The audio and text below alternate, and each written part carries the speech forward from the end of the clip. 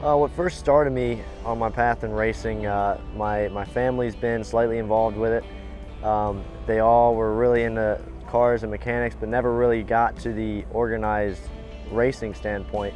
But when I was about 6 years old, my dad got my older brother and I into it, and I've just been hooked ever since. The transition from all of the racing vehicles I've driven so far, from go-karts to legends to dirt modifieds and up to the stock cars, have been extremely different. And if it weren't for iRacing and the simulators, it probably would have taken me a lot longer.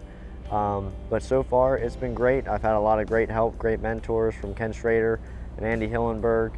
So other than that, hopefully we can keep it going up through the series. As I developed when I was growing up in racing, my dad was a businessman, and if it weren't for him, I don't know if I wouldn't be this far into the sport. It's obviously one of the most important things in the sport.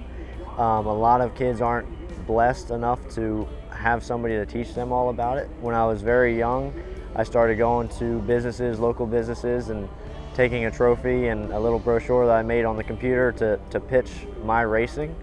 And so ever since I was really 9 or 10 years old, I've kind of been pitching myself, and that's the name of the game in this business. The invite from Carl Long in 2017 to come to Daytona and test, which really started this all.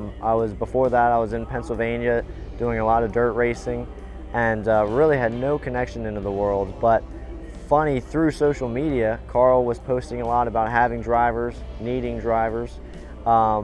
And I thought, well, if they're open enough to put that on social media, I was just going to message him. So we talked a little bit over Facebook, and he was like, well, you might as well just come down and test for us. And that was a really important night in my life. That was in December, not too long before the test.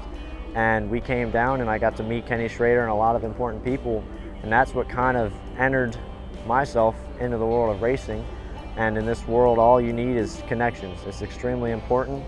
And again, no rocks unturned. I was able to just go on Facebook and pretty much ask about it.